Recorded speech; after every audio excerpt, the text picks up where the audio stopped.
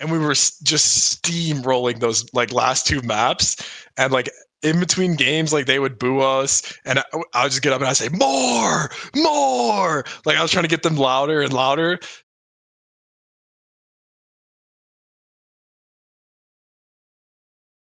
Hey guys, this is Pedro back with another interview, this time covering VCT Ascension Americas 2025. I'm here accompanied by Eggsterr of Envy, this time finishing their matchup against Stellae Gaming, winning 2 to 1 to thus advance to the playoff phase of said competition. Eggsterr, pleasure to have you here. Congrats on the victory. And goddamn, 13-0. What a way to finish this entire series. So what's the headspace like for you after finishing that last map? I'm like so happy that I feel like the stars are aligning for us. Like pretty much the whole year, my mental has been every loss is a learning opportunity until the grand finals of Ascension. So like to like come so close to going home and seeing my boys like perform at like max capacity and just demolishing is makes me so confident, and like I know if I keep up what I'm doing, like everyone else is going to do their part and we're just going to win the whole thing. I mean, just no other way to kind of express your emotions other than what you just said right now. And like 13-0, and like it's a massive contrast to how we saw the initial part of this series, in which over in the bits we saw multiple overtimes. And at the very end of it, there, the Brazilian team came out of it with the W there. But from that point on, you guys just basically turned it up a notch and basically not even allowed them to win at most 4 rounds. Just only won 3 rounds overall. What flipped the switch for this team from the end of Abyss up until the very end there?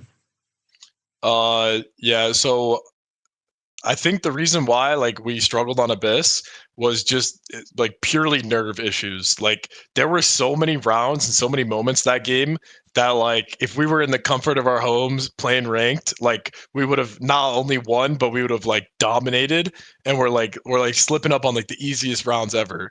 Like I could think of off the top of my head like at least 4 rounds that we just completely threw purely off nerves. And I think the realization that like we have only one more map and we're out of this whole tournament, like it like calmed everyone down because like wow, we literally have to win. Like map one, we didn't have to win. Map two, we have to win. So everyone's energy levels are like super through the roof. Like we know what we have to do to win. And with like that much pressure, it like just streamline focuses you on like winning. Oh yeah, and like there's plenty of like animosity between like your team and Stellae, and also specifically, given that you guys are in Sao Paulo and you have to face off against that Brazilian hometown crowd. And I remember at the very end of that series, I believe it was Inspire that kind of got up and just did the whole like, "Can you hear us now?" What was that environment like for you, just to have to like go from facing up against like Six Karma TSM and no, 9Z TMZ, and then facing off against the hometown team? Yeah, against 9Z, the crowd was like on our side, and we thought like part of me thought like, oh, since we're like envy, like we're like a big team, like we'll still have fans even in Brazil. And today was the like so far away from that. Like the whole crowd was like on our side of the stadium with the noisemakers trying to like make it so we can't hear in-game audio. And it was just so cool because like you could tell that the crowd was giving everything they had to like stop us from winning, and we were just steamrolling those like last two maps, and like in between games, like they would boo us, and I would just get up and I say more, more. Like I was trying to get them louder and louder because like the noise while I'm playing is the best thing ever. Like some of my teammates have complained about like not being able to hear stuff. I love it so much. Like even though the enemy team can't hear it as much, it just something about it in my brain, like hearing the crowd, like knowing there's people watching, there's expectations, it gets me so fired up. I mean, was this the most like exciting, funnest time that you've had in the server or whichever like LAN environment you've been in your career? Not like the game against 9Z like was my most fun match ever. and then this one like tops that just by like a little bit. I think like the fact that if we lost today, like we'd be on a plane going home, like really like messed with my head a little bit because I was like, wow, like we have to perform. So like that stopped me from having like as much fun.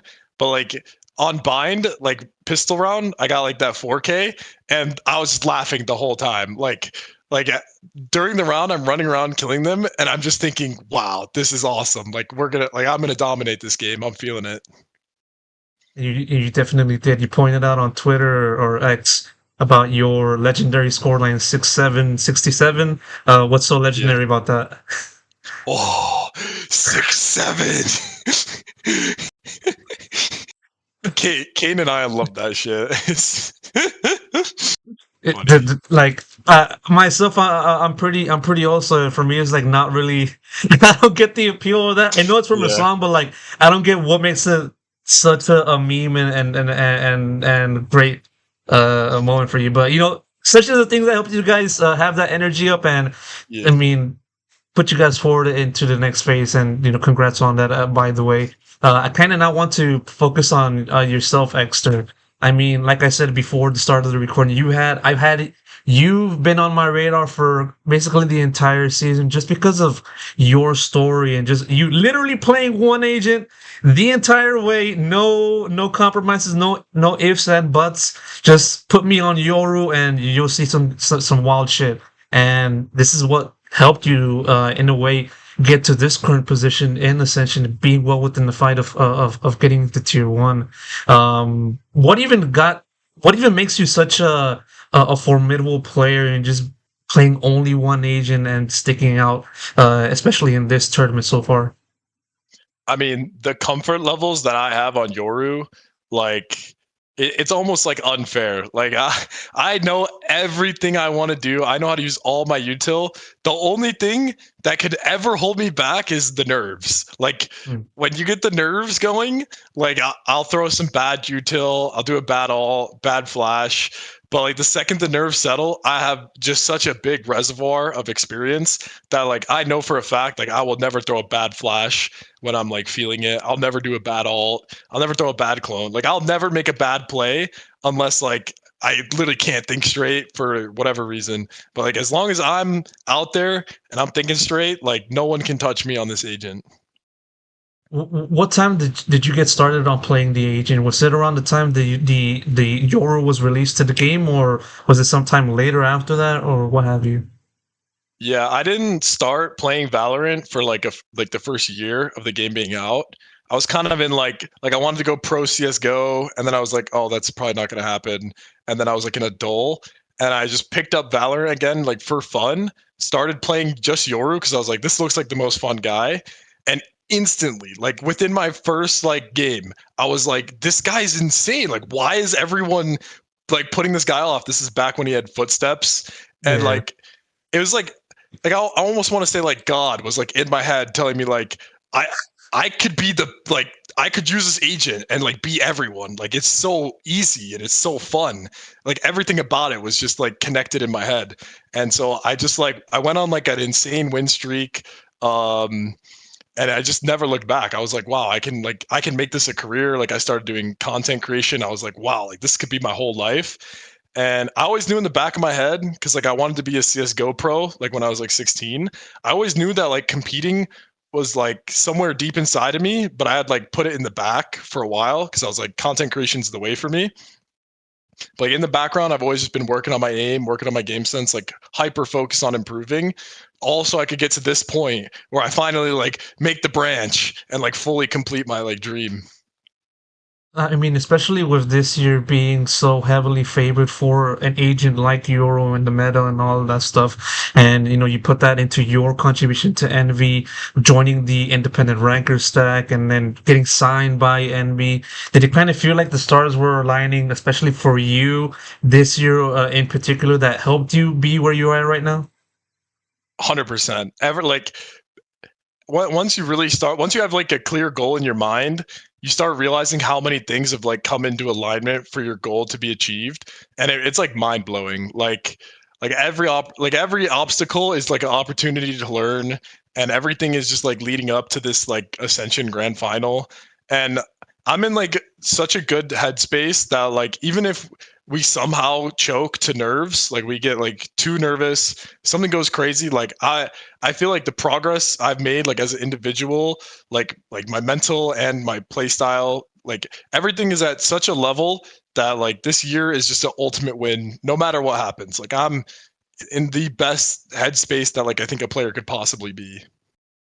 Well, with that said, we'll be looking forward to the future content videos that you have regarding your experience in Brazil. I wish I could talk to you more regarding the current time right now, but I'm getting those pings to wrap up, so I'm gonna have to do exactly that. Eggsterr, appreciate the time, appreciate the answers, appreciate the opportunity you've given me once again for the interview. Congrats on the victory once again, and of course, best of luck goes to you, the rest of NB for the journey ahead.